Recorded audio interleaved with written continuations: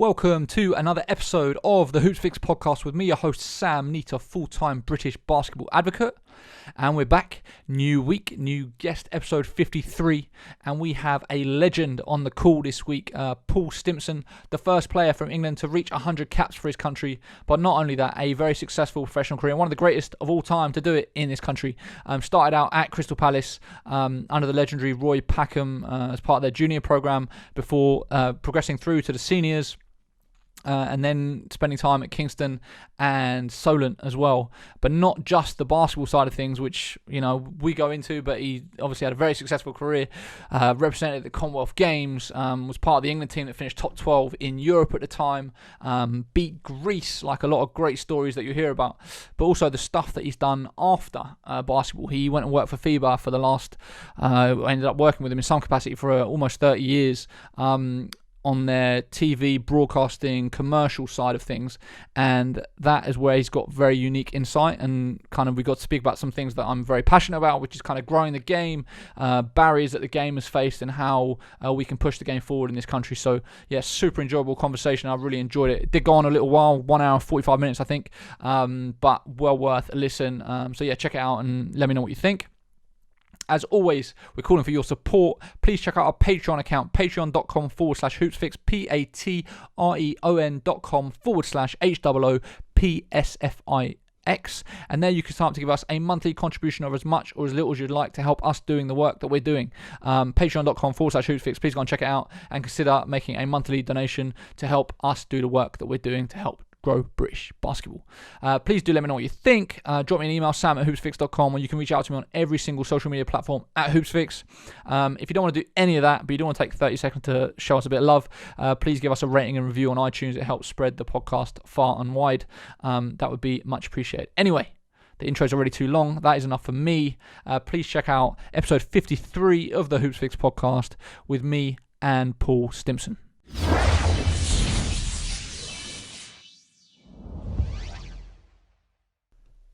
Paul, welcome to the show.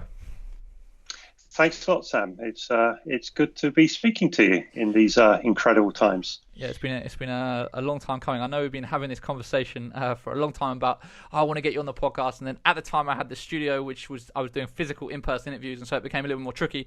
But one of the nice things about the coronavirus stuff is that actually all of a sudden I'm back to doing remote Skype only calls, and it means I can get the likes of you, who obviously are not based in the UK, to jump on with me. So I really appreciate you taking the time.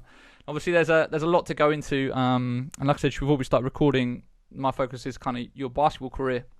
And the place that I always start with everyone is how it first started. Like, what made you pick up a ball in the first place? What actually got you into the sport? Okay, well, for me, I grew up with football. My father was a football league referee and linesman, so I grew up going every Saturday. I'd play my football at school, and then I'd go and watch him referee or be a linesman. So football was my world. And then in 1970, I took my 11 plus, and I went to I passed it, and I went to a grammar school, Glyn Grammar School in Epsom in Surrey, and I went along there, and then I was a bit bigger for my age. I was a defender as a footballer, and they put me into the house basketball team that ran it December that year in 1970, and I kind of sort of played a bit at that, and it was fun, but soccer was my sport. And then in the summer at Glyn, you were allowed to play on the school field because the weather was better, and people bring a football and you play. And then at times, because I was a bit of a sort of uncompromising defender, at times people would say, well, you're not playing, you're too aggressive or whatever. So I wandered down to the gym and thought, okay, I'll shoot around and practice some basketball. And Glyn had a history of basketball. They'd played in national championships. They had a player, Graham Whitney, that played for England Schools, and another one, Harvey Island, that was also England Schools player. And so I started playing, and then at 12, the following year, at 13, I went to Carshalton School for Sutton and District basketball trials, and there was a guy there, John Collins, who was the teacher at Carshalton at the time, and I made this Sutton District team, and it led into the county team. And he said, "Oh, if you guys really want to get better and you want to play, there's a basketball club, Crystal Palace, that has a junior program. They play at Crystal Palace."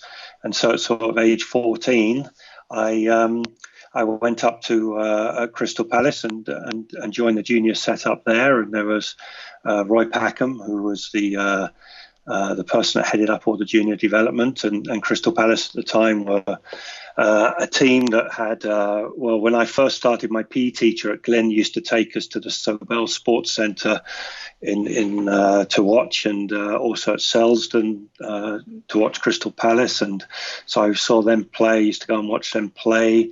And this was before, and then Jimmy Guyman came. And then I was playing at the juniors there when I was 14, 15, and then made the Falcons team, which is their under-19 team.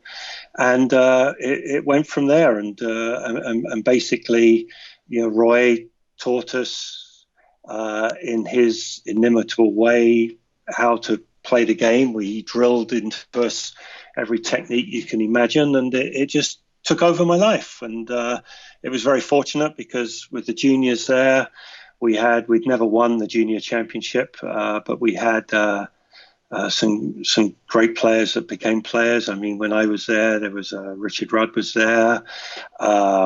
We had Ken Nottage was there, myself, and then after that there were Clive Hartley, Mick Bett, Andy Annell, and then it just went from there. So I started playing there and got the love of the game. At what point was it at Crystal Palace that it became like a serious thing where you were like, this is what I want as a career, I want to really pursue this? Or was it earlier than that? Was it instantly kind of, what point do you think the switch happened from, I'm kind of doing this as a fun sort of, this is just a bit fun rather, and it became a sort of, okay, this is what I want to do with my life? I think when I joined the Falcons program, which I was being 14, 15, at that point, it meant, 2 days a week, 3 days a week. My father drove me up to Crystal Palace for training or wherever it was.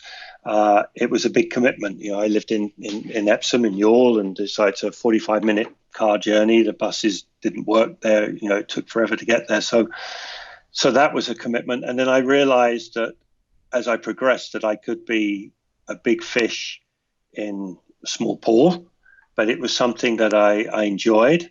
And the camaraderie and the team that we built, and it became just so much part of my life, and from there has basically given me everything. I mean, it's funny, I say that, but it's literally given me everything. It's given me my career, it's given me my working career, it's given me my wife, and just everything has came through basketball. It gave me my education. So in those things, I owe a lot to it. And it was probably age 15, 16, 15, probably at that point, I said, I want to be a basketball player. And what was your awareness of the wider state of the game kind of in the UK? Like, did you have guys that were playing in the top flight that you were looking up to as role models? Or was it very much just between you, your friends, and the club that you were going to? No, because as soon as you got to the Crystal Palace youth program, you were really part of the whole Crystal Palace setup. And, at that time we had, the best team between Crystal Palace and Embassy at the time, where Peter Sprogis played, Steve Schmidt played, and they were the big rivals. And so, at that point, then you were in it. You were very aware of what was happening in the games. A lot of times we'd play the warm-up games. At one point, the league had that the teams had to have a junior program. So you'd play the warm-up game would be a junior game, and then you'd stay and you'd watch the senior team play. So sometimes you'd travel even with the senior team.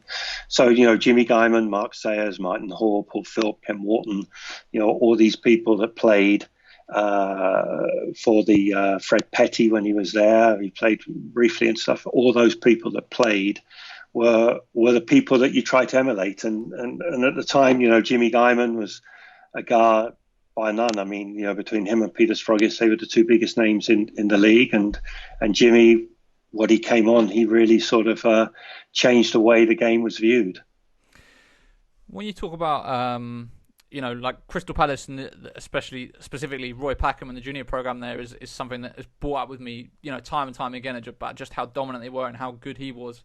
Kind of when you look back on your time there, what do you think it was that separated what Roy was doing compared to others, and kind of, I guess, how was your experiences, coming up under Roy? Roy was driven. I mean, he was someone that put every single minute of his non-working time was into the Falcons program, the Crystal Palace Falcons, the junior program. And there was him, there was Harry Baker, who ran the Eagles, which was the second team, the under-17s before the under-19s. And kids would come from far and wide. And basically in London at that time, there was Lenny Hoy that ran the Avenue program.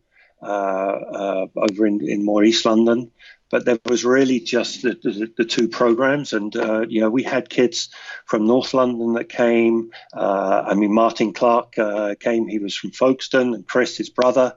Buck was from London, Steve Bucknell, and it became a magnet. But he absolutely ran things. He drilled into us the basics of the game. He was a huge believer in getting the basics right. So you would spend hours defensive positioning, shuffles, running offenses, dribbling, shooting, correct shooting technique. And he really drilled us into being a team. There were no stars. We were individuals. He'd have us, playing, sometimes we'd play in the local leagues, and, he'd say, oh, you're not moving without the ball. So he'd say, okay, this half, no one dribbles the ball. So we'd play a game where no one could dribble the ball. We had to pass a move. We had to pass the ball up the court. And you say you're allowed one bounce or something like this. So all the time he pushed us. He drove us. He got the team to play in the American Forces League. There was American School of London, and then there was Upper Hayford, which is American Air Force Base, that had a varsity program. So we actually played in that league as well. So we played against American kids. We'd go up and play at these Air Force bases. We played American School of London at St John's Wood, who was always strong. And so he was always pushing us to play better and better competition. I remember in 76, we went to the States for a week, and Boston, and we played, high schools there. We played a warm-up game of the Celtics-Knicks game against Roxbury High School, who were the state champions. And this middle-class team from England came out, and we actually beat them in overtime at the old Boston Garden. And we played there, and then afterwards Dave Cowens, who played in the game against the Knicks, took us all out for dinner at Scotch and Sirloin afterwards. So it was kind of unbelievable. Roy just worked so hard, not only teaching us the thing, but just he became, for many of the players, he was their sort of their father figure in so many ways. I mean, he took all these kids, and I mean the number of players that have come through his program, and all of them have very sound fundamentals. And wherever they went on to leave their careers afterwards, whether they played professionally or whether they played local league or whatever, still to this day, I mean, owe an awful lot to Roy. When you talk about the kind of the actual setup of the competitions for junior basketball back then, when you were talking about playing domestic games, was it a true national league back then when you were playing up and down the country? Like, what was the competition structure? Well, we played in the London League, So we'd play some game against men's teams, LSK and various other teams. And then we'd play extra games against these Air Force bases. And Roy would get us to play games wherever we possibly could. We played against Birmingham with Dave Fisher's team at the time when he was running a program there. But he really wanted us. He always pushed us to play. We played a lot of men's teams, a lot of men's basketball, so that we were competing always against the best we could. And then the first time we got through to the final must have been 76. Yeah, 76. We played Nottingham in the final at Wembley. And that was the first time we'd ever got to the final. We played Nottingham before the Crystal Palace Embassy game afterwards. So and we won, and that was the first championship that the Crystal Palace Juniors had won. And that was that an under-18 division, under-16? Under 19. Okay. Yeah, we had under 19 at that stage. So we won it that year, and then we won it the following 2 years for sure. And then after that, I finished junior, but we then went on and just were dominant for many, many years. So when you talk about your own individual progression, I know that you got your first England senior call up as a teenager, like 18, 19, was it? Yeah, I was 19. It was just after I was finishing at Glen, and the coach of the national team was Vic Ambler, who was actually at St. Luke's University. And so he was saying, and they were playing at the time in the first division of the BBL. They had a team that played, and he was saying, we'll come down and play. But then when I left Glen, I decided to go to Borough Road because, I was playing with the best team in the country, with the best setup. So why would I, with the greatest respect to Vic and St. Luke's, why would I go down to Exeter when I could go to Borough Road and still play with the Crystal Palace team? So that when I turned Vic down, because I went there for all my interviews and everything and got offered a place, but then I went to Borough Road. He actually said to me, "Well, I hope that doesn't affect your international career in the future." And so I thought, okay, well, I've got to just work a little bit harder. And I was fortunate that I made the transition. I played for the under-19s with Humph. We played in Turkey. And then I played there at 17, 18. And then, at 19, I played my first cap with the national team. And on that team that year were Dan Lloyd and Pete Jeremich. We had our first caps all together. Wow. And when you think back to that time and knowing that you were going to represent the seniors, like, what did that mean to you? And I guess, what was kind of your mindset going into representing the senior national team at such a young age? For me, to this day, to represent your country at anything, for me is the greatest honour that you can have. And so, when I played at whether it was at junior and then at senior level, for every time I played, it was, I never ever took anything for granted. And for me, it was the greatest experience and the greatest honor. And to this day, whenever the national anthem plays, it still brings hairs on the back of my neck. And we had a whole thing with the England team because we had dual nationals at the time, or players that were from abroad. We had right from the start that when you had your cap, we had the dinner afterwards, and each of the players, we had a tradition. Each of the players, you'd get your tie, you'd get your pin, and they'd stand up and you said what it meant to play for the national team, and then you had to sing the national anthem at the dinner table with everyone else there. So if you were on your own, you sang it on your own. But if you were two or three of you, then you sang it in a group. You sang the first couple of lines, and then the rest of the team would join in. And that was something that was a tradition throughout the first part of my career with the national team, and all through Bill Bezick's time, because we just felt playing for the national team was so important, and we just wanted people to be part of that family and to know what it was to play for your country. One of the things Mick Bett said when I had a quick chat with him yesterday was that kind of when you started with the senior national team, it was almost like you were involved in the sort of the transition of the program from he described it as the old school and the new school, where the new school ended up being, a lot of the dual nationals that started coming in and playing for the national team every year, whereas when you were first involved, it was generally just sort of straight English players. Was there any potential issues around that at all? Like, was there any feeling about, these guys aren't true Brits or whatever, and they're coming and representing the England team, or was it all, as far as you remember, absolutely fine? On the first national team that we had, we had people, Ian Day played, we had Neville Hopkins, Diva Cinder was playing, Dan and Pete, as I say, played, and Dan Lloyd and Pete Jeremich, when they came over, yes, they'd been educated in the States, but when they came over to play for the national team, they were both very honest players, and they wanted to play for the national team. They didn't see it just as a thing, I'll do this for the summer, go and see some countries. And it was something that they were proud to do. And so when we had, as I say, Pete and Dan were the first two that we had.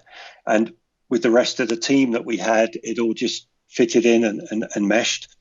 And over the years, we had more, there's no question. And some have felt stronger playing for their country than others, but there was always we always had a balance for the most part, particularly in the early times. And it was playing for the national team. And it was you never felt when we had in 81 when we had our European run where we qualified from Jersey to go to Turkey, and then in Turkey we managed to qualify for the finals in the Czech Republic, Czechoslovakia at the time. So we ended up being in the top 12 in Europe and surprised everyone by going there. The team that we had, we had Ian Day, we had Jimmy McCauley, Neville Hopkins, myself. We had Dan and Pete, we had Paul Richards, who was a dual national, played at Doncaster. But there was never any sort of them and us. Everyone mixed in. We were a really close-knit group, and basically on the court would do anything we could do to win the game. It wasn't a question of, I'm not going to pass you the ball because you're not really English or whatever, or you don't really care.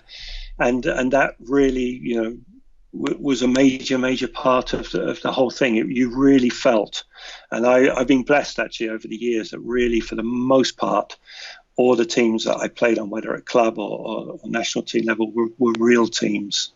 Yeah, it's a funny debate that kind of it comes up a lot. I mean, especially sort of around the London 2012 Olympics, and of course, and then just I guess with the BBL over the years, is that like finding the dual passport holders. It's like you're essentially taking spots from true Brits, and then you're harming the development of the domestic game. But on the flip side of that, there's a lot of people that also say, well, by having high-level Americans, it actually raises the level of the British guys that you have. Kind of where do you sit on that debate, and kind of how do you see it all fitting in? Do you have any issue with it, or do you think, as they're eligible for a passport, and that essentially means they should be representing the national team if they're the best players? I think certainly I grew up with most of my time around players, and you said about Mickey. I mean, Mickey Bett was the year below me at another school, so we grew up rivals in school basketball. Then we were at Borough Road together, so we were teammates, and then we played juniors at Crystal Palace together. The dual nationals or overseas educated players that we had, when they came to play, it was, okay, you're there, you're 19, you're 20 years old, and you better step up or step out. And for me, I learnt so much from their mentality, and that held me in good stead. I learnt from them. I'd go back and practice, and I did a huge amount of practice on my own. I just practiced shooting the ball and doing things, and I'd read whatever I could. at those days, there was no basketball on TV. So I remember we used to get the Pontel videos that came over from the States, and then they were copied and passed around, and you'd watch those and you'd see those and you'd pick up various things. But for me, the players that came, there's no question that they elevated the game, and they made you better players. Now, as in everything, there's a balance. And I think that if you have a program, and, we were fortunate at Crystal Palace and at other places, because Birmingham had a program as well, and there were players coming through. As I said, there were players at Avenue coming through, and those players would go on and play National League. I think there has to be a pathway, because otherwise, you have so many talented kids, and there are still so many talented kids. And I think you've got to have a pathway through. So as a club, you've got to realize that, developing your sport, at the end of the day, if you really want to develop your sport in a country, you need to develop stars from that country. Because with the greatest respect, the British psyche, I've been away now, but the British psyche hasn't changed that much. We love our own. We don't mind people coming in, and we'll take to them. But at the end of the day, the real heroes of our country are those kids that came from our country, whether they're soccer players or whatever. And, it was always the thing that when I was playing, I was after I finished at Borough Road, I taught, and, it was, he goes to my school, or he's from this area, and kids would come up, and you'd have a link, and the foreign players, or the American or the educated players from overseas would go and do clinics, but they'd all come. But there was always a case of, having players that were homegrown, because by nature they do stay and they do come back, and they do put back into the game. And I see so many players even now that were playing when I was playing, and after me, you only have to look around and you see, Jeff Jones is still around, Buck is doing stuff, Joel Moore is doing stuff, Paul Blake at Newcastle, when Kenny Nottage was there and is still involved with what they're doing, and all these players that are still running things. Mark Clark, who we met who was also at Borough Road, came to Borough Road as a rower, finished Borough Road as a basketball coach, and went on, and they're all putting back, and there's a whole generation after that are putting back. In Birmingham, I played in a Masters tournament last year, the first time I played for 20 years, and Dan Lloyd came over, and Pete Jeremich and Dave Lloyd played, and Ken Wharton played, and we just had a great time. But George Branch was there, who's still playing, still looks in great shape, and and he's still doing stuff in the Birmingham area. And there's so many good stories around of people that are still involved. Now, if you go back and you think of all those great basketball players of our age, Dan Lloyd is still around, Pete Jeremich is back in the States, but how many of those are still in the UK? And there are a few that are still there, still putting in their time and still developing the sport. And I think you've got to have a balance. I think looking back in 2012, and I can only say this from the outside because I was obviously at FIBA and overseas, you felt that after 2012, the program took a dip. And when you looked what was the legacy from it, there were no English coaches, there were no coaches that stayed on. Everyone kind of left, went back to the States, and maybe in hindsight, we could have done something to develop something, but it's easy to look back at the time. But it was a great, it was a great program. It was great to have them there. There were some great things. Eldeng, Pops did a great job pushing things. Dan Clark and all the others. And it's good to see that they still want to be involved. I mean, Lou Eldeng now is president of the South Sudan Basketball Federation, so he's still involved in basketball.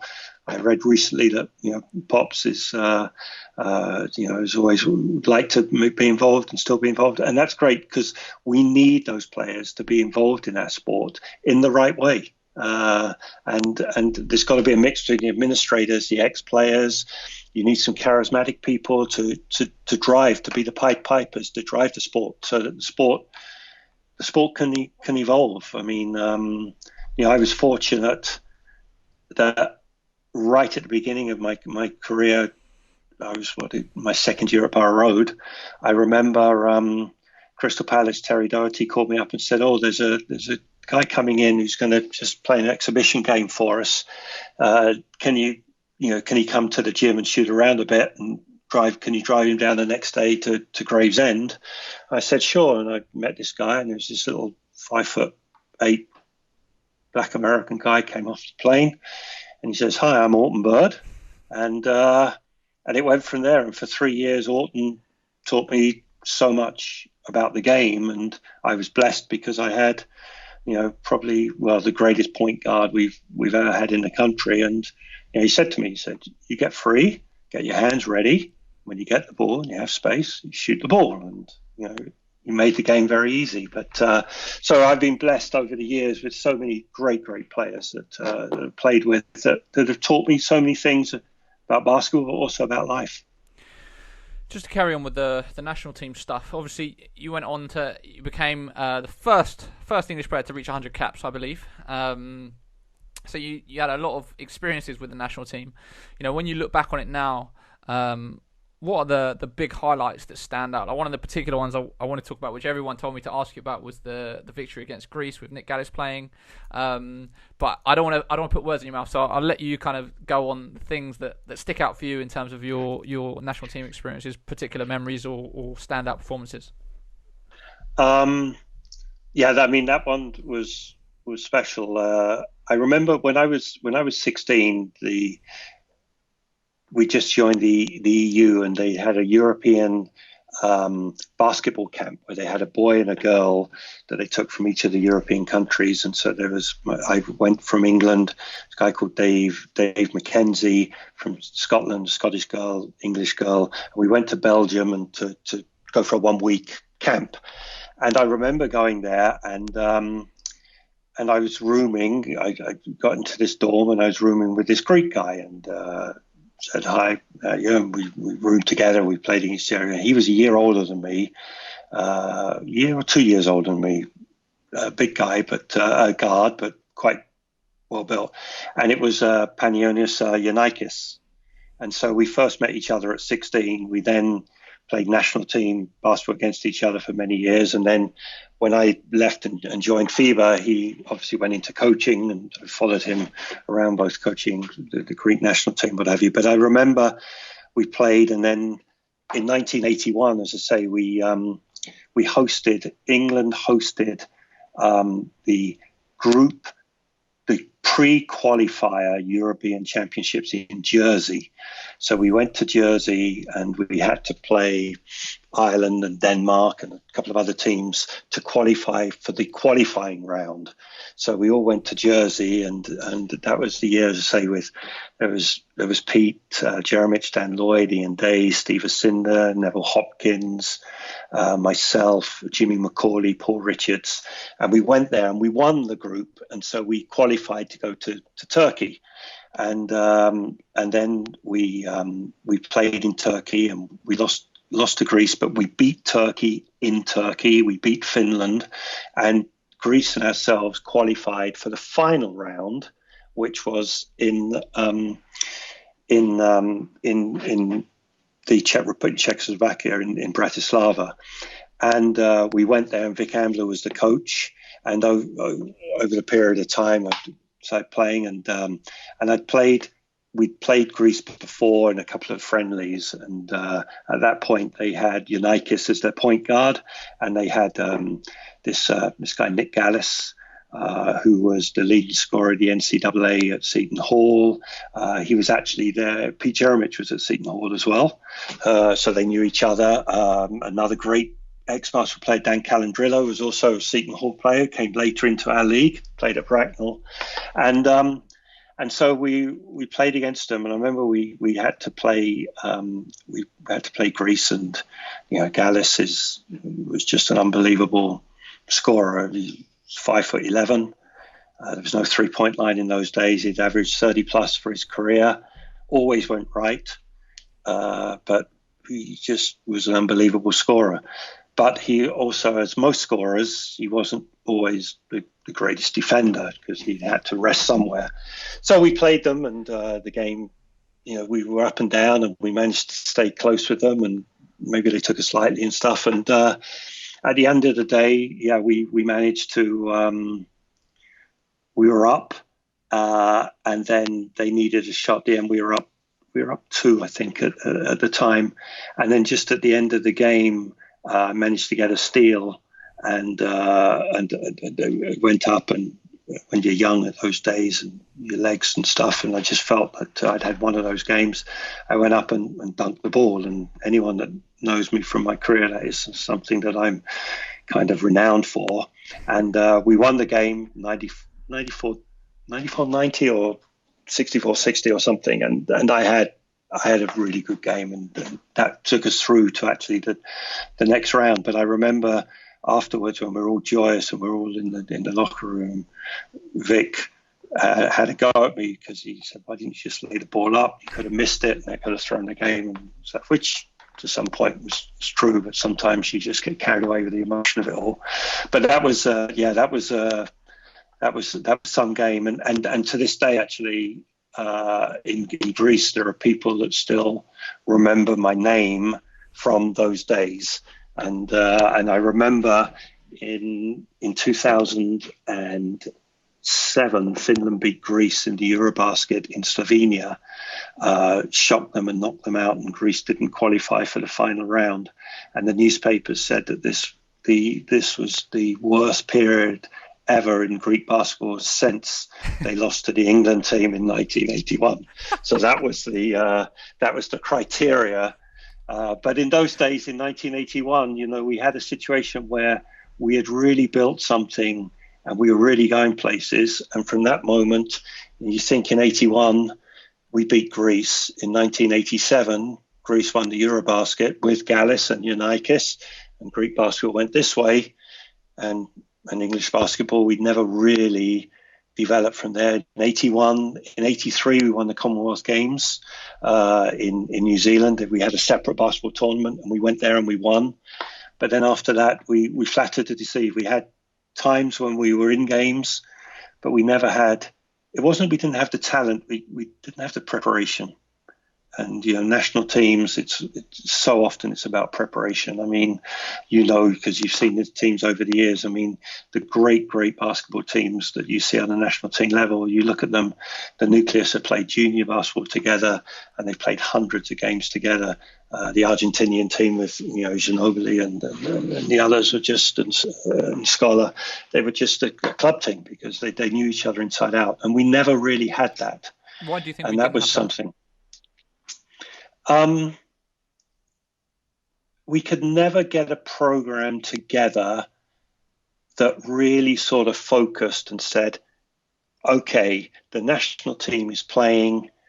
So if they're going to play next week, we need a week's preparation. So we stop the league for a week because the national team is the driver of everything.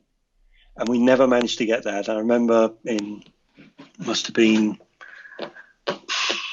83 or 84, we played the Czech Republic at the Granby Halls when Martin Clark played, and we won. We were down 16 at the half or something. We came back and we won by 2, which is an unbelievable, great thing. It was live on Channel 4, and it was a really great thing. But we'd been together like 2 days before. So the first half, I remember Bill was interviewed afterwards and he said, well, the first half was our practice game because we had no warm-up. So we were making mistakes, we were passing the ball, we just were out of sync. And I think that's been something that really has been throughout. You have to look and maybe set things up and say, okay, where do we want to go? And, to build your sport, club basketball is absolutely crucial because that's your pyramid. That's where players come from. Your grassroots, they go from schools or small clubs or local leagues to national clubs. But your national team has to have a program, and it has to have a program that is centered to drive success and to build stars, because at the end of the day, that's what's going to drive your sport, I believe.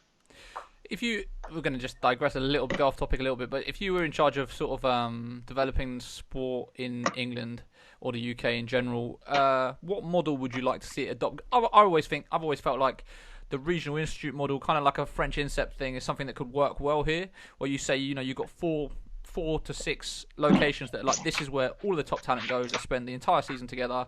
They're tapped into the broader pathway of like knowing they're all being taught the same things, the same systems or whatever.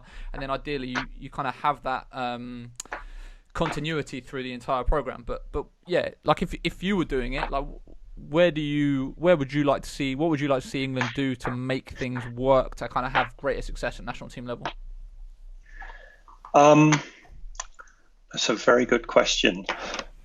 I would say I agree with you. I think you need to have centres of excellence, and I think we're blessed actually, because I think, and again, it's only what I've read from afar, but there are programs that are building linked with university, where players are kids can go to university, they can play and also get their degree. But I would have centres of excellence. I would have your national coach. So your national coach wouldn't be just the coach of the national team. He would be responsible for putting together the whole fundamental coaching style system for the whole of the development of the national team program. So that if you play for the national team at 16 or 17, you're an athletic team, you run, you press, and you don't sit back and play zone defense. I mean, I'm just saying, but that's the style at 16, but that's the style at 16, 18, and that's how the men's team plays. So that when you step up, you're stepping up into a system that already exists and you're familiar with, rather than, okay, I'm a big kid, I'm used to being dominant, I sit at the back of a zone with my hands up, and then suddenly I go up a age group and now we're saying, we're going to press, and I don't know how to do that, because so it's all got to be joined up. I think skills development program, and I think to have them, and centres of excellence, and to take people to play there and have them playing in an enclosed system, and you take the best kids and you teach them the skills of the game, but you also teach them not only about basketball but life, and the whole system. To go from there, I think that's something that needs to happen. But I think it starts from the top, that you need to have a vision and to say, okay, where do we want to have our basketball? How do we want our basketball to be run, administered? What is the style? I mean, the British style, we're blessed with some incredible athletes. So, let's find a way of building that. But at the same time, sometimes suddenly you find that you don't have any point guards.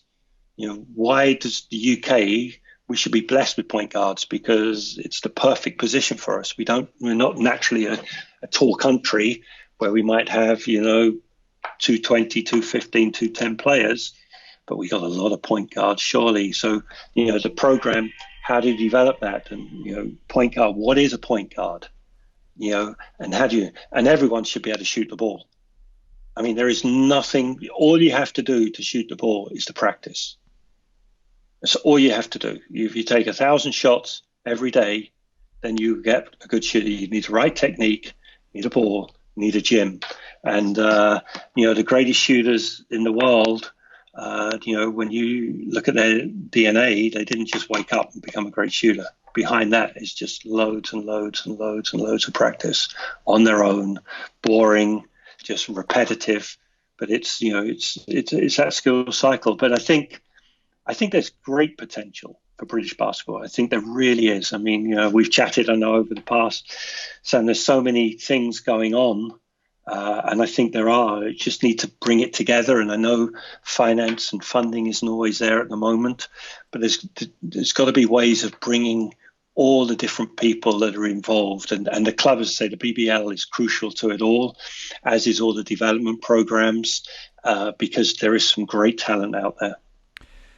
when you talk about the pathway, kind of in your era, obviously one of the things that's quite unique about you when we're talking about legends of the game and stuff is that obviously you were in England the entire time and you didn't go to the States for a US education or anything like that. Was that something that you were aspiring to do, or players were aspiring to do of your generation? Like, was it a case of, we want to go to the States, that's where we want to try and pursue the dream? Or was it not really kind of like, nowadays that's the thing to do? Like, all of the British kids, it's like at the moment they're showing any kind of potential, it's like, how can I get to the States? That's what I want to do. Kind of what was the general sentiment around it with younger players back in that era?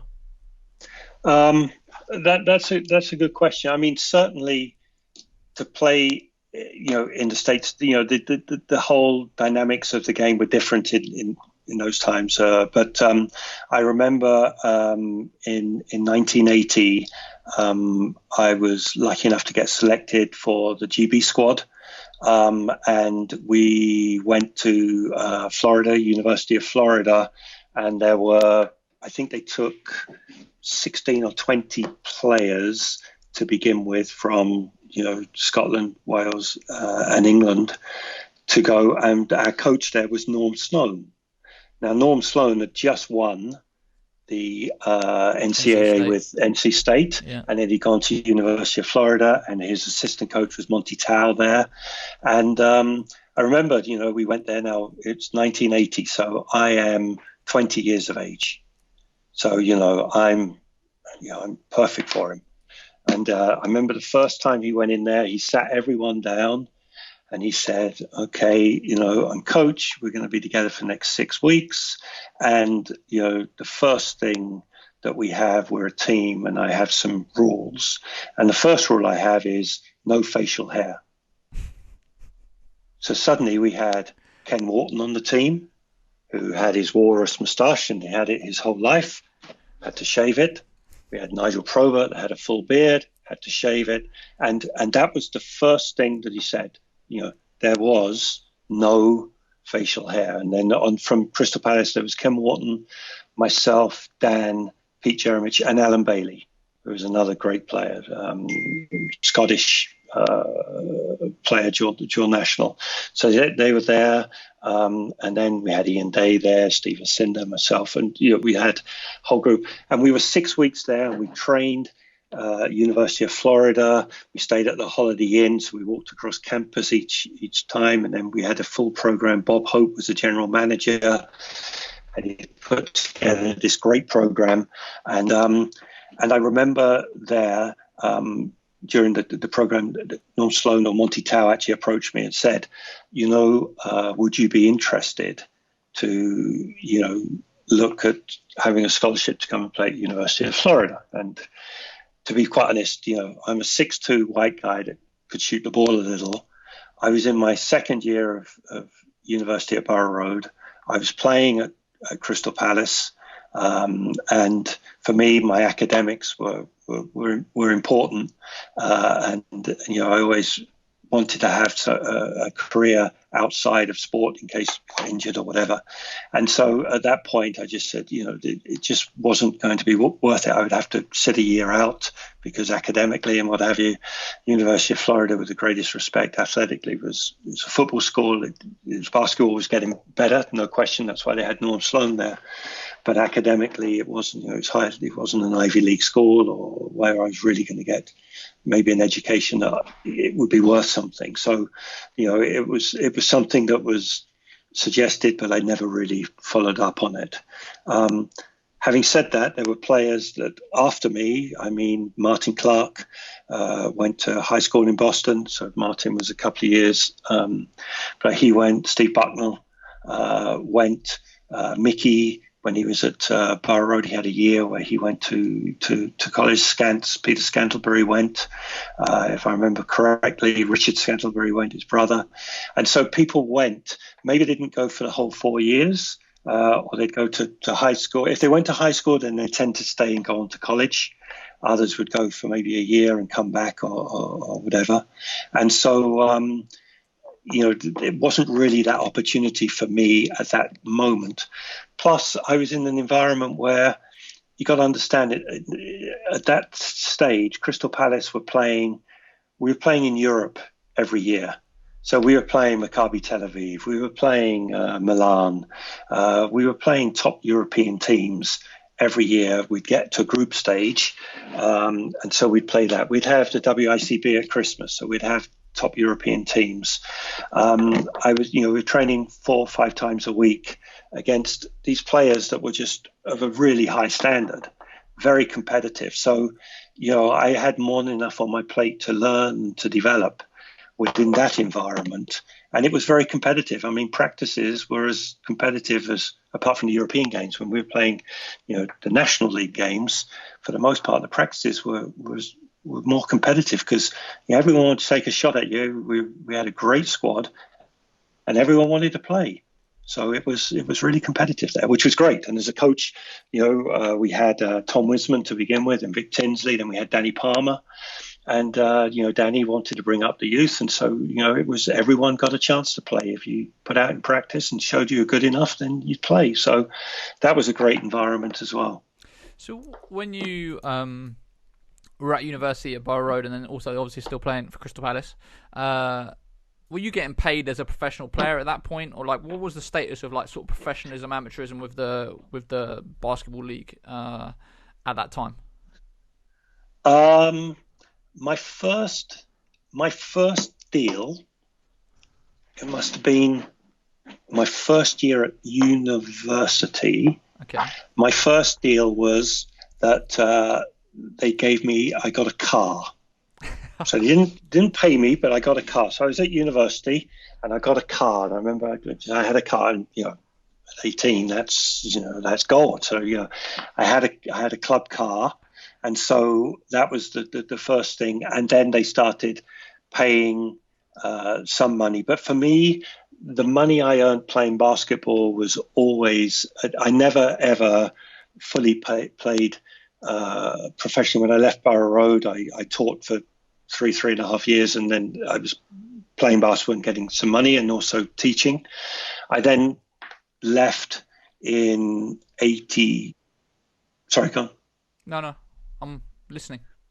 Okay, and so then I was teaching, but then I was getting so much time off at the weeks because we were playing European basketball. So I'd leave on a Monday afternoon to take a flight to play a game on a Tuesday, come back on a Wednesday, or leave on a Tuesday to play a game on a Wednesday, come back on a Thursday. The school were great, but after a while, I was realizing that I'm taking probably 6 or 7 trips a year where I'm missing school, and it wasn't fair on the kids, on the teachers, and then I had an opportunity in 84 where I left teaching and I took over the Crystal Palace Basketball School, which was a program that had started with Dan Lloyd, and Dan left Crystal Palace. I think he went north. He went to Manchester, and I took over from that. And so from there, I then spent 3 years running a basketball school where I'd go into schools, coaching, teaching basketball, but I also went a bit further and I got a sponsorship from the Health Education Council, and they were doing a big thing about healthy eating, smoking, drinking. And so I'd go in to schools and I would speak to kids about taking responsibility in your lives for what you do. So, it wasn't a question of just saying, don't smoke. It was like, okay, if you're going to smoke, know what it's going to do to you. If you're going to drink, know what it's going to do to you. And don't just smoke because your mates smoke. Be your own person. So it was, so I did that, and I got involved in that as well as coaching and playing. So although I was then a full-time player in some ways, I had the basketball school, and we'd teach probably about 12,000 kids a year around the country. I did various camps. I went to Carshalton High School for girls, and there was a black girl there that was playing netball that started playing basketball at the basketball school, a girl called Andrea Congreaves. Yeah, I was going to ask about that, actually. Yeah, so she then came to the basketball school, and played and started taking up basketball, which is great. So we had girls. I coached girls as well as boys, and it was just great. It was really great, just putting back and getting kids involved. And of course, all these kids used to come along to watch the games. And at the same time, I'd do a deal with Four Sport at the time down in Aldershot that had basketballs. So I'd buy some basketballs. I'd sell basketballs to kids and give tickets to the games and just really try and promote the sport and put back. And I love doing it. When I look back on, have I got you? I'm just connections. Oh, I've got you again. There you go. Sorry. Yeah. When I look back on sort of that era and I see photos and I look at the programs and other newspaper clippings and everything else, it feels to me like there was a much stronger basketball culture, in terms of a fan base, in terms of it being a thing and being sort of in the public's consciousness. Like when you look back and you kind of, I guess, compare that to now or just look back on that time, kind of how would you describe the basketball culture? And if you do feel that it was stronger than it is now, or even maybe just in terms of spectators, why do you think it was? Like what do you think has changed that has led to us being in a situation now where we don't have a basketball culture in the same sort of way, Yeah, there definitely was a basketball culture. There's no question that we played. The teams didn't have huge arenas, but they were full. So we'd play. You'd play at Crystal Palace, and we'd have pretty full stadiums all the time. You play at Birmingham, it would be full. You play at Manchester, the Stretford Centre, then it would be full. Sunderland. And Bracknell had a great crowd and stuff. It would be full, and there was definitely a basketball culture. I mean, we had, Channel 4 came on board to make basketball. They took on basketball and American football at the same time. They put their promotional spend behind it. They were a new channel. They wanted to reach the youth, something different, and they invested. We had some great players. I mean, not just great players, but great personalities. I mean, Orton, everyone talks about. We had Bobby Kinzer, who, if you're ever going to start a team from scratch and you want someone who's charismatic, that's going to drive people and bring people in, then Bobby is just absolutely perfect for it. We had Alan Cunningham. I mean, just so many great players. And then others after that. And, of course, we had very, very competitive league, and each club had a very active supporters club. So that when they travelled down, they would bring fans. They either travel on the bus, or they would come separately. There were some really big rivalries, and I think there were also, they managed to link a lot. The communities really felt that the clubs were part of their community. I mean, a lot of the clubs did outreach programs, but not only that, they had lots of players that they could identify with. Bracknell, Scance was at Bracknell, Sam Stiller was at Bracknell. We had a whole bunch of people at Crystal Palace. George Branch was at Birmingham, along with all the dual nationals, the other players. But I think there was Kevin Penny was at Warrington, and there were a lot of English players that also drove support and were popular. And Richard Rudd, Andy Annell were at Kingston, and it just had a situation where it galvanised. It wasn't just players from overseas. There were lots of great players from overseas, but also there was a whole infrastructure of people, and there were also a whole group. Every club had a whole group of volunteers that would come to every game, and they would be the ones that would be helping. They'd pick up, drive people to places. They would do the tickets. They would do the supporters club, but really part of the whole sort of culture of the club. So it was never just one thing. And I think that was something that was really, really dominant. When you came to a club, you really felt that you were part of that, part of that club, and there was a lot of community spirit, a lot of identification, and also, we were fortunate that at the time when the players, they were involved in different things. Steve Asinder was the first one, but he did the Superstars. Then Alton did Superstars. Superstar. Oh, you wouldn't have known. Superstars at the time was one of the biggest shows on TV. And what it was they had sportsmen from different sports, and they would do 10 different things over 2 days. So they would do like swimming, 50-meter swim, rifle shooting, weightlifting, basketball skills, cycling, sprints, obstacle course, and you had qualifiers. And then if you won top 2 of your qualifiers, you'd go through to the final. And people, Kevin Keegan did it, Brian Jacks, who was Neil Adams, all Olympians and different sports. So having someone from basketball in these things was like, wow, and we had Saturday morning TV, kids shows, there would be a basketball player on there. And it's like, wow, and the draw for the National Cup final would be on breakfast TV. And so it went away from just basketball. We started to slowly be out into the public domain and into quiz shows and being around. And so it became much more part of a culture and not just basketball. And there were a lot of people that worked on that. I think the clubs did a lot of good PR. And really worked away from just basketball. It really tried to build the community, but also outside. Your sport really grows if you can get it off the back pages of the newspapers onto the front pages, or certainly into the lifestyle pages. I mean, right now we are blessed with Ovi. I mean, last year with Love Island, it's just manna from heaven.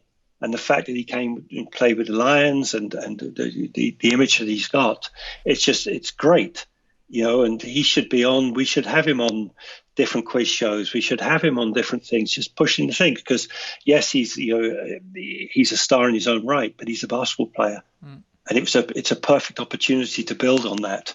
So that would be. How fundamentally important do you think is the TV piece for the growth of a sport? If we were to talk about suddenly making basketball in the UK right now become a much more mainstream, popular,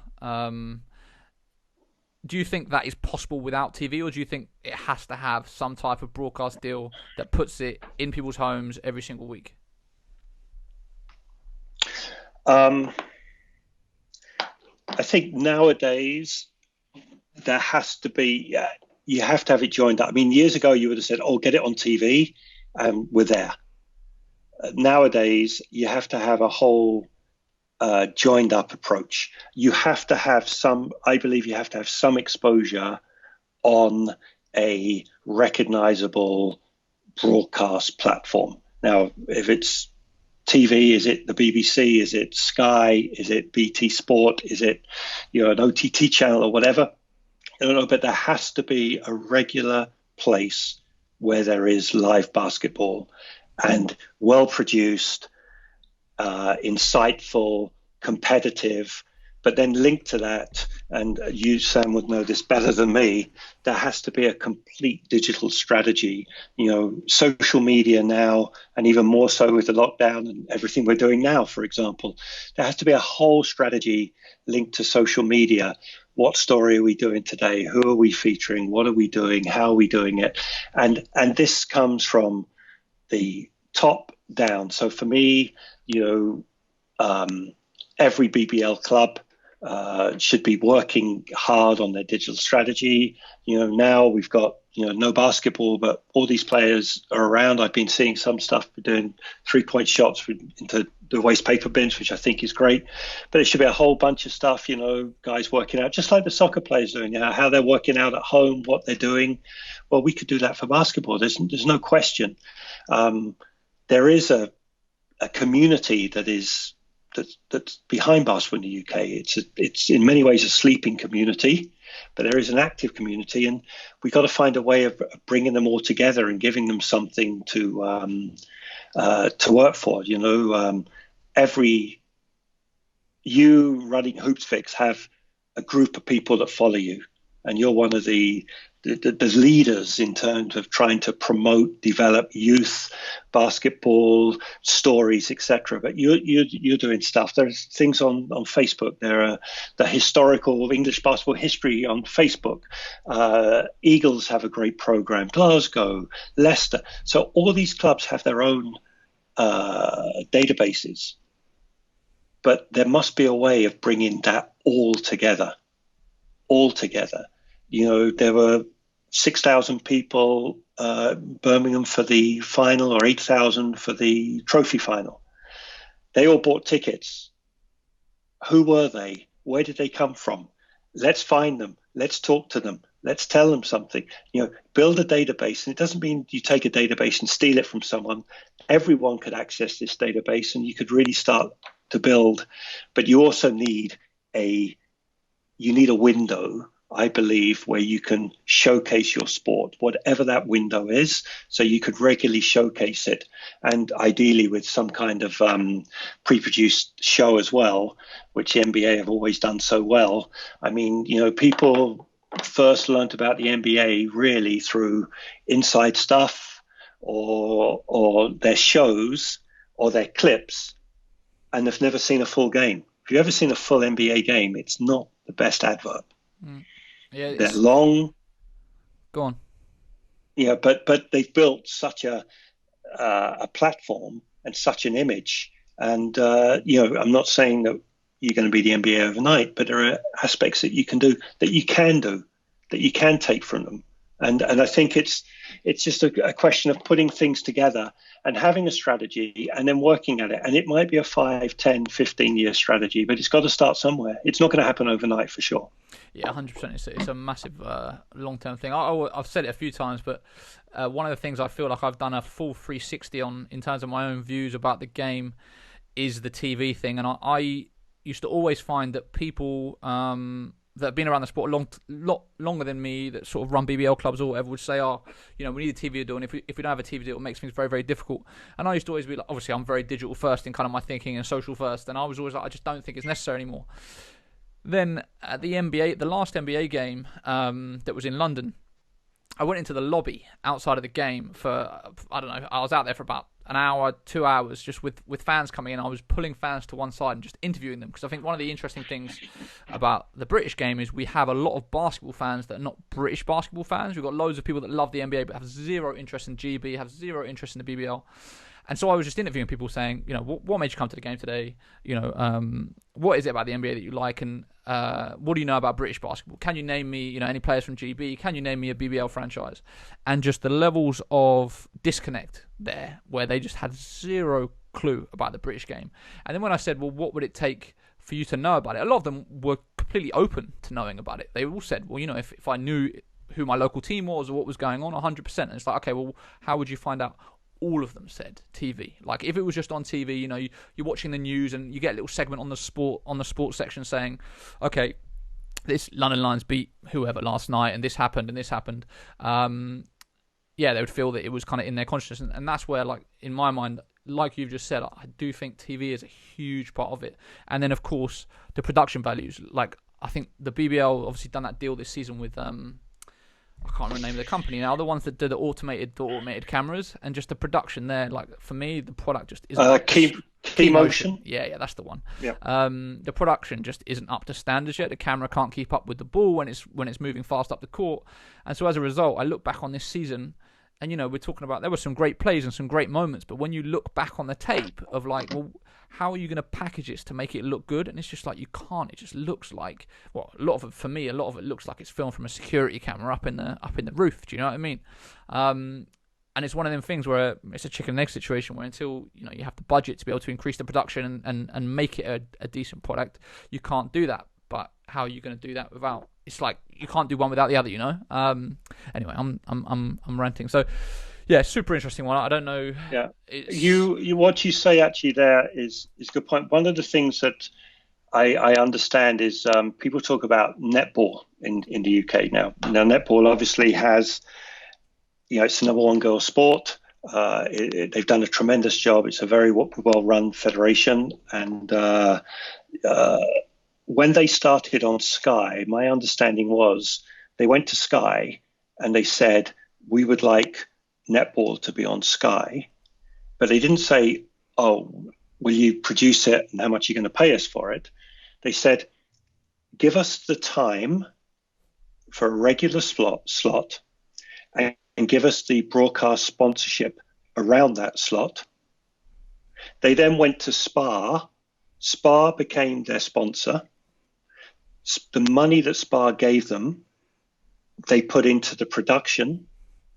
So they then had the Spa National Championships. I think it was Spa or whoever, the Spa National Championships. They had it regularly on Sky. They had their commentators and what have you. And they then built it, and they gave them, what do Spa get in exchange? Well, it's their title sponsor of the league, and they get the advertising around the Sky production, which they don't have to pay for, but they pay for the production. So the clubs don't get any money from the sponsorship, but they've got a window, and they did a really good job. They packed the place. Again, not huge arenas, but every time you saw them play, it was well presented. There were always loads of kids there. Mums were there. The fans, they all put them on one side, and they did a really good job. And over time, now they don't have to buy the time from Sky because Sky have seen it as a value. And again, it's something where they thought out of the box, something a bit different. Yeah. Did you find? I don't know whether this is disclosing information that you're not allowed to disclose, but I'll ask the question anyway. Obviously, when you're at FIBA and around national team competitions, obviously GB games in the windows and stuff like that. Did you have any conversations with potential broadcasters in the UK about taking those games? And I mean, just in general, you don't have to talk about specifics if you can't. Did you find there was any type of reception from the likes of the BBC or whoever to take those games? What did you feel the kind of general sentiment was from the sort of the mainstream broadcasters around the GB national team games? It's a very good question, and it was always something that at FIBA I always felt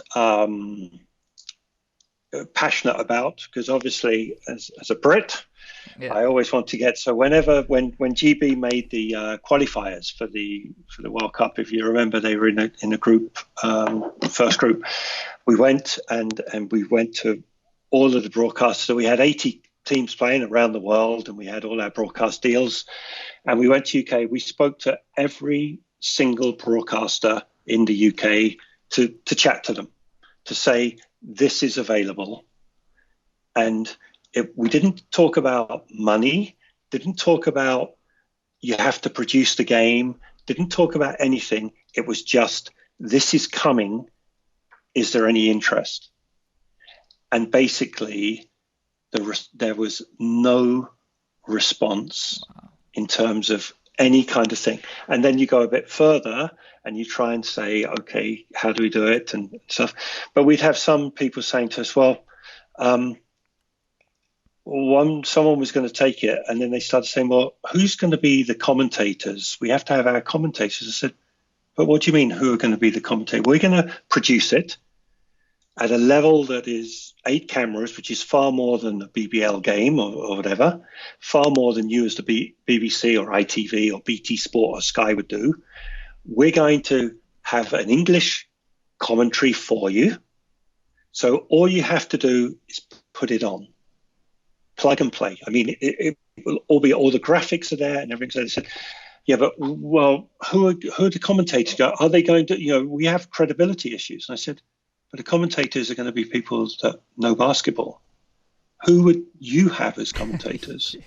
And they were like, well, no, but you understand that our brand and it was just really quite unbelievable conversation. And we had another broadcast and said, well, if they get to the final, we're talking about the World Cup qualifiers. If they get to the final, then maybe we could be interested. And I said, okay. Yeah. But I remember going years ago when we're in the Eurobasket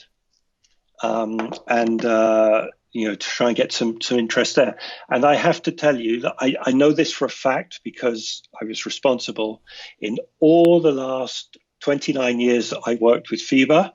And whenever we've tried to do stuff in the UK, the barrier to getting coverage in the UK has never been because of cost of money. It's never been a question of FIBA saying, well, you've got to pay us 100,000, because for FIBA, as in most sports, 90% of your revenues come from 10% of your countries. It's a thing, same in football, slightly different, but basically your big revenue. So, and the UK has always been one that everyone has always been working to see how we can develop. The NBA is no different. The EuroLeague is no different. The BCL is Basketball Champions League is no different, or FIBA or anyone else. We're always trying to see how can we develop it, but just trying to get a partner on board to commit. But it's hard because there's no DNA at the moment there. But you're right. The NBA game is played in London and it's sold out in an hour. Yeah, yeah. Don't you think but that a massive part of the whole thing, like when you're talking about the struggles that it has breaking through, a lot of it comes down to just not having the right people in the right places. Like the moment, if I was the head of programming at the BBC, all of a sudden you would think that I'd be able to somehow, because of my connections or whatever, be able to get basketball in, right? Like, and we just don't. It's like it's the same thing in Parliament when you talk about funding and all that kind of stuff. We just don't have people in high places within the UK that are fighting the sports corner. Do you think that plays a role? Yeah, for sure. And I mean, I can't, as I say, I left the UK in 1990, and I came back for 3 years. I mean, I've not been there really since then, so I can't turn around and say for fact because I don't know. It's only what I see from overseas. But certainly, I believe that basketball has some work to do politically, but also PR-wise, because I said about Ovi. I mean, Justin Robinson, Ovi, Dan Clark. I mean, there's just three people that just come to I think of, but there's many more. That these are people that Ovi right now is hot, or he was last year. I'm sure he still is at the moment until the next Love Island or whatever.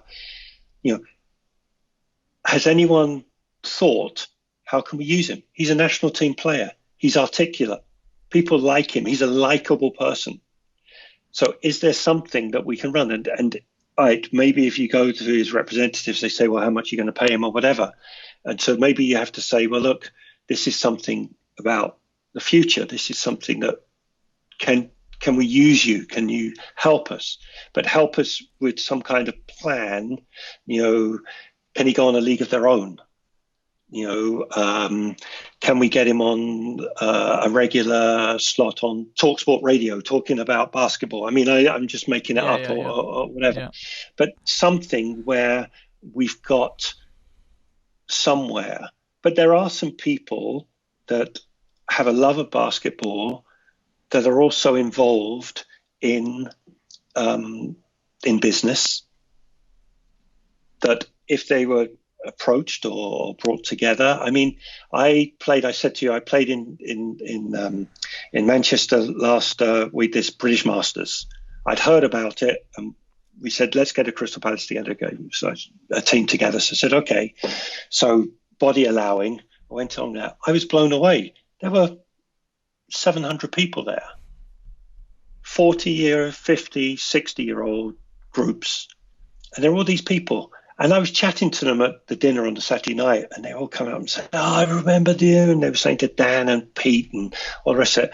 And Chris Akabusi is the ambassador for it. Okay. He was a great guy. And I did something with Chris years ago when he was at Solent with Weetabix, Adopt a Sport for Olympic appeal and stuff. So we're chatting and what have you. But just thinking, and I said to them, "So are you watching basketball now?" "Oh, no, don't go." A bit like what you were saying.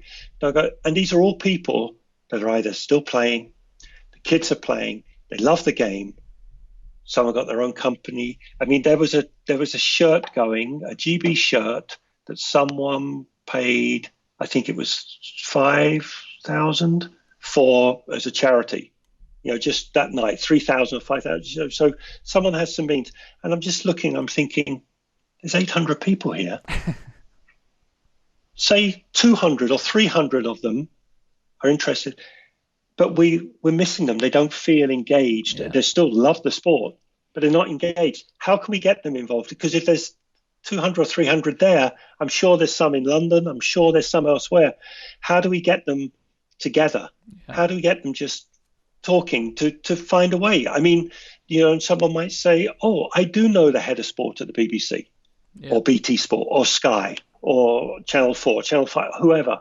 Yeah. Oh, maybe I can help you. Or, oh, I'm now actually the managing director of a brewery. Yeah. Maybe I can do something. But look, it's not easy. Huh? I mean, it's not a quick fix. But I think certainly everything needs to come together. And I think there's some really good people still very much involved in basketball. My hat off to people that are still from my era, still involved with the BBL clubs and coaching basketball and doing the grassroots development. And there's some really good other people involved. And then I believe there's a way forward. I believe that if we can get everyone together, there's really, and the young people that say digital is your area. Well, we need a digital strategy, but it's all joined up. You can't do anything basketball's a team sport, and to bring basketball together, everyone has to be as a team. Yeah. So jumping around a little bit here, but because I'm aware of time, obviously we've spoken about national team stuff, spoken about the junior stuff coming up. I did want to touch upon kind of like the years at Crystal Palace, and then you spent time at Kingston and Solent as well, right? I believe. Kind of when you look back on those times, are there any particular seasons, moments that stick out? Great stories that you want to share? Obviously playing under Kevin Cadle as well, I believe. So there's kind of like a bit of a legend there. But yeah, anything in that sort of comes to mind that is worth talking about, I guess. I was blessed. I was, for the most part, as I played at Crystal Palace, and when my first year with the team, I was still eligible for the juniors, but I was training and didn't play that much, but training with the team. There was a player, Mark Sayers was one of our Americans, and other American was a guy from Kansas State called Larry Dassey, God bless him, who came. And again, he was a 22-year-old kid, just graduated, and I was, 19. So he was my kind of a little older, but I learned a lot from him, very charismatic kind of player, incredibly talented. And then after him, we had different players. And then in 79, as everyone knows, is when Orton joined. And then we had Orton for 3 years. What was it like going up against Orton every day at practice? Tough. Because at that point, you got to understand, I mean, we used to do these drills. We used to do these drills where you'd go one-on-one kind of, you'd zigzag half court and then go one-on-one. And with Orton, I mean, you wouldn't have seen, there aren't that many tapes of him, but Orton had this, ability. One, the zigzag was kind of just not bad, but once you hit half court, it was like game on. But he was so damn quick. And he had the ability, because he was just, it's 5'9", so he's been small. He was a big player despite his stature. He's very smart, Columbia grad. He knew the game, and his whole role was just making everyone around him better. But he used to have this situation where he'd almost stop. And as a defender, you'd kind of just relax for a sec, and the next minute he's past you. I mean, just unbelievable speed. He could have played, when he came, he could have played anywhere in Europe. I mean, we were fortunate that he came because at that time, one of the investors of the club had a medical research company, and he was an ex-Columbia grad too. So we had Orton, but I remember, we used to go 1-on-1, but then with Orton, it used to be 2-on-1. So we'd have two defenders and two of our youngsters trying to stop him, what have you. But I always remember that, he always said to me, he said, look, whenever I penetrate, just move to an open space and get your hands ready. because you knew that when he penetrated, he wasn't going to go for the shot. As soon as people came to him, he'd find the open man. And, he developed my game to such a point. But after that, then suddenly when he goes out, and it's like, okay, Paul, you need to bring the ball out. It's like, no, I like being an off guard. Give it to Orton. Because, you used to give it to Orton and just run up the court, find your spot. And, and we had Pete Jeremich on one side, me on another. Then we had Mark. We had first year we didn't have Dan, and then Dan joined. Mark Sayers left. He went down to Solent. And we then had Bob Romer, who was a Princeton grad, who was a very, very talented, very, very talented player. And then at that point, also, we had Richard Rudd. We had Mike Beck coming up, Clive Hartley coming up. Roger Richardson, who was with us, and just so many players. And then Joel. And then after we had Vic Tinsley for a coach, and then we were going to have Bill Sweek, who is the European rep headed up Adidas. We were going to have him as coach. And he came and he brought this assistant coach from Detroit, Danny Palmer. And Bill, it didn't work out, and Bill left and went back. So Danny became our coach in second year with Orton, which was 81 season. And Dan had us really working hard as a team. We played hard. We had a lot of fun. We had a really together team. And pre-season, we used to go in cars. We'd go to Germany, we'd drive to Germany, and we're playing a tournament, and then we go to France, and, there'd be, 12, 14 people in 4 cars that would follow each other and stuff. So we used to have great road trips, and we had really good volunteers, that were with us. Wally Williams was our team manager. And I remember we played the Butlins Cup final in Sheffield, I think it was, in 1980, and it was with Orton, and we had Dan, and we won. And just before the end of the game, Just Juice were the sponsor. It was a Butlins Cup, and Just Juice were the sponsor of the league, so we all had loads of Just Juice. I remember Wally coming down, and he'd go, "Cocktail anyone?" Throughout. And on the last couple of minutes when we'd won the game, he'd just put vodka in the orange juice, and he was passing it down, celebrating for the last minute. So we were all having a drink of our Just Juice, which is a great ad. We had a great time. Then Orton left to go up to Murray, to Scotland, and we went up to Scotland. We used to play just before the playoffs. David Murray had the Murray International team up there, and Orton went up there because he wanted to run basketball, and he wanted a team that could take on the world. And I remember again, because I was teaching, I would always travel up a bit later because I wouldn't go up with the team because they go a day earlier because I was teaching. But I remember I went up there. We played Murray in March the 9th, 1983. We played Murray. So this was the year after Orton had left, and we had Dave Schutz was our player, and our big guy was Greg McRae, who had joined us. Orton had gone, Bob Romer had gone back, and I remember that we went up there. We won in overtime against Murray, and afterwards I met someone from Murray, the girl who was the general manager of the thing, offered to buy her a drink, and her sister was there.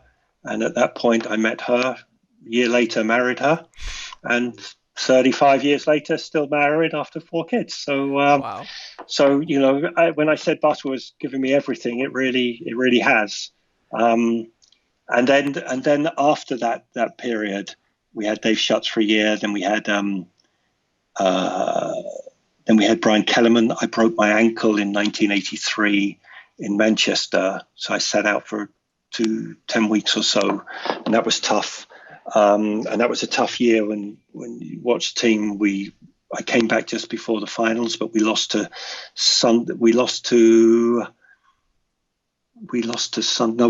Warrington in the semi-finals of the playoffs. We had Kellerman, Joel Moore, Steve Bucknell came back from college for that game, but we lost in the semis there, which was disappointing.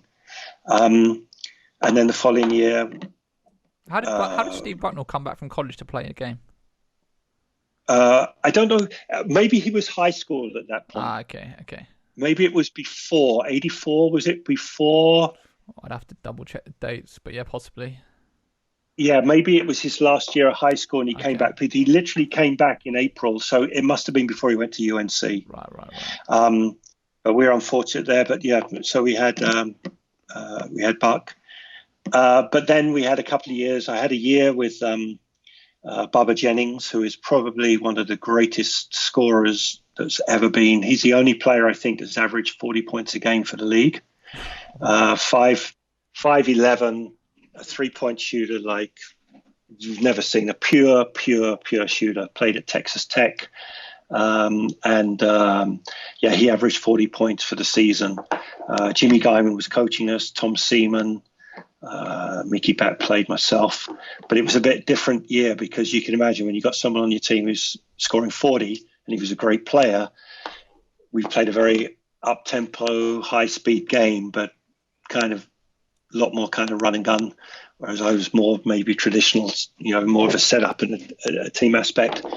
But then after that year, there were financial problems, and the club merged in the 86-87 season. We merged with Brunel to become BCP. Okay. And that was an interesting year because we joined Brunel, who had a Argentinian who became English called Julio Politi. Okay, yeah. Phil Ralph was on that team. John Burnell was a young rookie. Steve Panofka, the great Cedric Frederick was on the team. And then we had two Americans, Dale Roberts and Brian Kellybrew, and myself and Mickey Bett went to Brunel. And it was a tough year because, we didn't have a deep bench. We managed to kind of get through the season. No, Steve Ball was the other player that came from Crystal Palace for it. To get through the season, we made the playoffs. We beat Leicester best of three in the playoffs when they had Clyde Vaughan and Barry Young. They were just two scoring machines, but we beat them in 3 games. And then we went to the finals, and that was the year that Portsmouth were stacked. Kingston were Bontrager, Davis, Clark, Colin McNish, Kenny Scott, Doug Lloyd, Andy Annell, Richie Rudd, and Steve Nelson was playing at Portsmouth. And we were we were there to make up the numbers, but we got a team. And one thing we had, it was probably in many ways the most satisfying group we had. We just kind of all came together as a group over the year, and it was us against the world. And we managed to beat Portsmouth in a close game in the semi-final at Wembley. And then in the final, Julio had an unbelievable game, stopped Steve Bontrager, and then himself went out and scored 20-odd. And we beat the great Kingston. And that was a fantastic result, and one of the greatest achievements probably, with just a group of guys that just went out and played hard. We just everyone hung out together. We had very underrated players, but everyone just knew their role and just played hard. It was obviously a huge upset, I assume. Like a huge upset. Everyone thought it was a Portsmouth Kingston final. And it's a huge upset. So that was tough because that was when you're not relying on anyone else. I mean, you really were out there just giving it your all. So that was. When you talk about big things happening like that in the domestic league at that point, what was the coverage like? Sort of the next day after that in the papers, on TV, like. Kind of, was it out there or was it? Yeah, it was out in the newspapers. The game was live. I want to say the BBC on Grandstand. I'd have to check, but Simon Reed I think Simon Reed and Bill Bezic Stuart Story and Bill Bezic were commentating, if I remember correctly. But they still have it. Someone showed me, put the link actually the other week on something. It's still on. It's on YouTube. Okay. The games and what have you. So that was when the shorts were short and when we played hard. So, but at the end of that season, after all this incredible sort of thing, then BCP disappeared and Dale and Brian Kellybrew, Dale Rhodes, Brian Kellybrew, Julio, Mickey all went to Bracknell with Scance and Sam Stiller, and I went to Kingston. So I then had a year with Kingston with Kevin, and I knew Kevin before when he was at Falkirk at Solripe, because I'd gone up to see Pat at the time before we were married, and we'd gone to the finals, and Murray had beaten them in the final, but I saw him afterwards and went up and introduced. He said, "Yeah, I know who you are," and we were just chatting about ball, and then had the opportunity to play there for a year.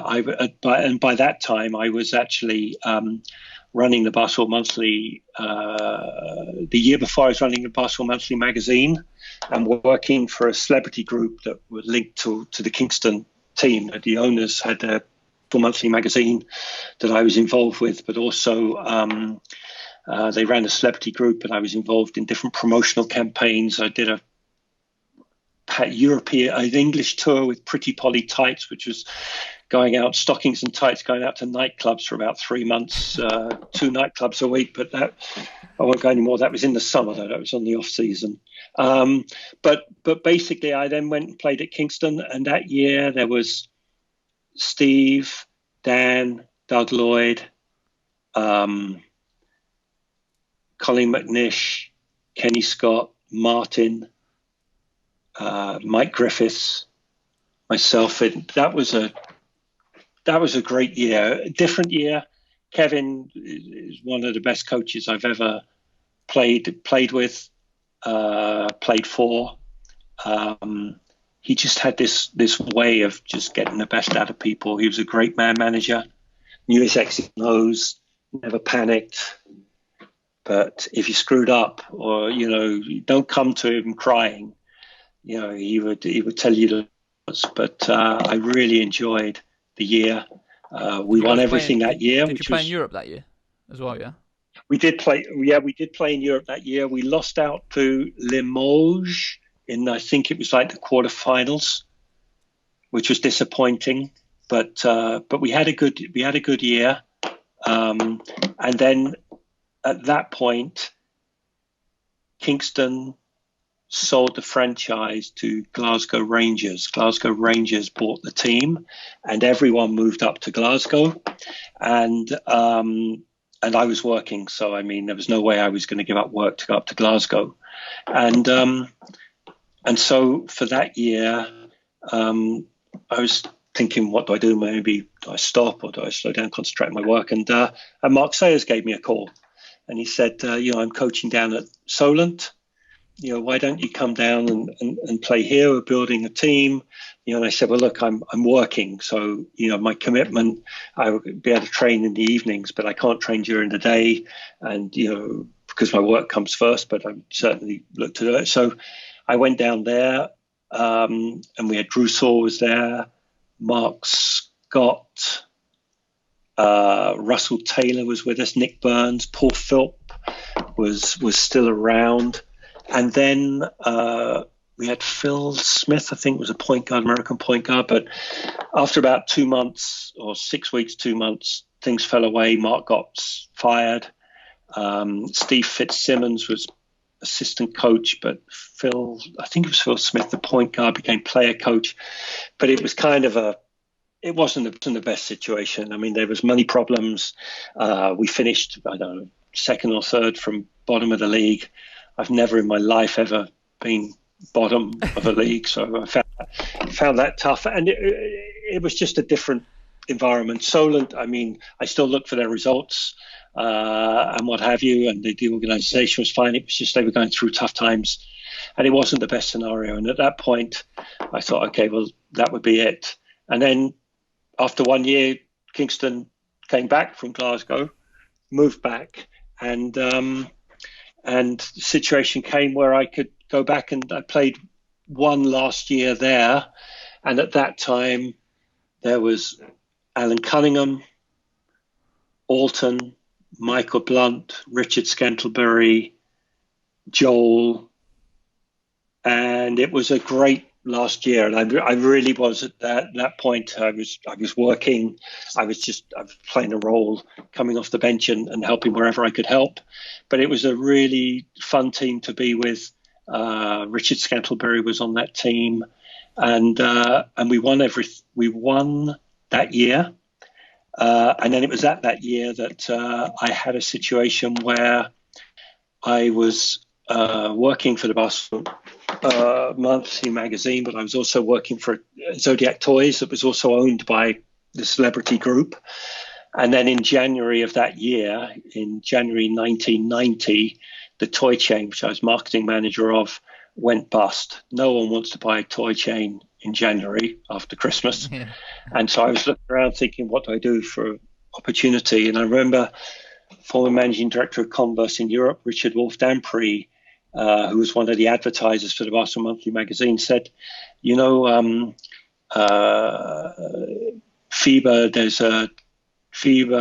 have a new agency called ISL. We've just become a sponsor of FIBA, and I know they're looking for a basketball manager. And I said, oh, really? And, what's that? Oh, it's in Switzerland. And they gave me the contact. And the person that was running ISL at the time for the basketball and athletics was a guy called Peter Sprogis. Now, Peter Sprogis, in 1976, when I first started training with the seniors, actually played for 2 months at Crystal Palace before he took a job with the BBL. And he was the person that came out with the carpet. We all wore Adidas that year. They had a carpet that they played on because it was the first year of Channel 4. Okay. And they had a Channel 4 deal, and all the gyms always looked like London Underground because you had all the different lines on for badminton and hockey and everything. So they came up with the idea of they put down a carpet. So every gym, whenever you played, looked the same. And it was really weird because they'd hoover it before the games. You'd be warming up and there'd be someone hoovering it with the lead. And of course, if you took a charge or you fell, you'd get carpet burns. Couldn't hit a ball bounce. But if you go back and ever see any of the Channel 4 games, they had a carpet. But it gave an identity where every game looked the same, which was great. He did a deal with Adidas. So Adidas provided all the uniforms, all the footwear for all the teams. So everyone was decked with Adidas, and so Peter had then left and joined ISL, and I went there for an interview and got the job, subject to getting a work permit. So I knew in March that I was almost certainly going to be moving to Lucerne in Switzerland in August, but couldn't say anything until my work permit was through. And it came through literally just before the finals, which were in Birmingham. And we beat Bracknell in the semis, and then we beat Sunderland in the final. And that was my last game. Wow. And then I moved in July 1990 to Switzerland and started working with FIBA. And so that was essentially why you ended up stopping playing? Yes, yeah. Wow. Yeah, I mean, like I said, it was always work related, and I had this opportunity, and likewise for me moving there, it was, people were like, "Boy, you're going there with, I had the twins were 5, I had boys of 5, I had another boy of 18 months, and they're saying, you're going there, foreign language, you don't know anyone and stuff, and in retrospect, it's the best thing I ever did. Yeah, and then from there, I've been involved in sponsorship, TV, media, and basketball ever since. Just, again, I'm aware of time because we're going on a bit, but just quickly, if you were to give us the brief high-level rundown of sort of what you've done at FIBA since, those days back in 1990 all the way through until recently, well, obviously now you've just made the switch to the DAZN. Yeah, can you kind of give us if people that don't know what you've been doing, what you're up to, what you've done in that period, can you kind of give us the brief high-level summary, I guess? Okay, very briefly. In 1990, I joined ISL, who a sports marketing company. They looked after the Olympics, all the sponsorship marketing for the Olympics, the FIFA World Cup, Euro football, athletics, and basketball. And so I worked, the Secretary General was Mr. Stankovic at the time, and I was involved in all the sponsorship and television and operations linked to what was the European Club Championship at the time, which then in 2000 became the EuroLeague, but also all the national competitions, the World Cup, European Championships, and the World Championships. So my first World Championship was 1990 in Argentina, and then over a period of time, I worked with FIBA in 2000 when FIBA ISL went bust. I came back and I worked for 3 years with the little bit between. I was based in England for 3 years. I came back to run a tennis program for the ATP tennis series for ISL. Then it went bust, so I was in the UK. And I did some work with the ECB cricket on the 2020 cricket competition, which took off, and also then did some work with FIBA. And in 2003, I went back to FIBA, but as an employee of FIBA, and they just moved to Geneva.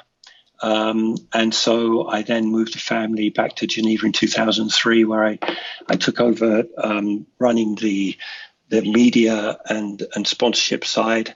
And then since then until November last year, I was responsible basically for all of the media aspects linked to not just the World Championships. FIBA took all of the rights in-house for all of its competitions. So the Asian Championships, the African Championships, Asia Basket, Afro Basket, the Americas Championships, Eurobasket, and the World Championships, they were all packaged together. So we'd distribute them to broadcasters around the world.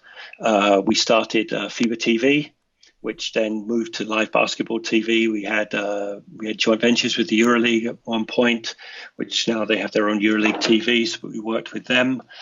And then the last program was with the new calendar, where we have all the qualifiers, which started in 2017. We had the qualifiers, so we had then 80 countries in qualifiers, where you're responsible for not only the sales but all of the production in all of the 80 countries around the world. And then I decided in November last year, or I stepped away in November last year. It was decided a year before that I have a change of pace. And DAZN, who is FIBA's 17-year partner on all their media rights, it used to be called the Perform Group. And now they have DAZN, which is an OTT channel around the world.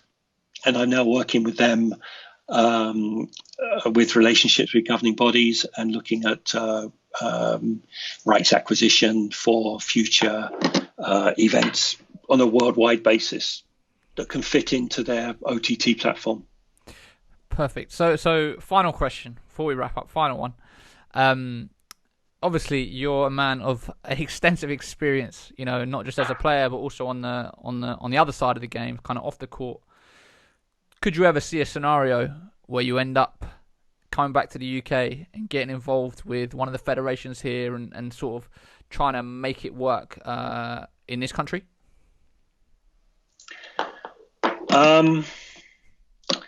You like putting me on the spot there. I don't know if my wife, as originally from the Caribbean, could ever take the British weather. I promised her that we would retire in the sun. So moving back to the UK full time, do I see myself doing that? Maybe less likely. Yeah.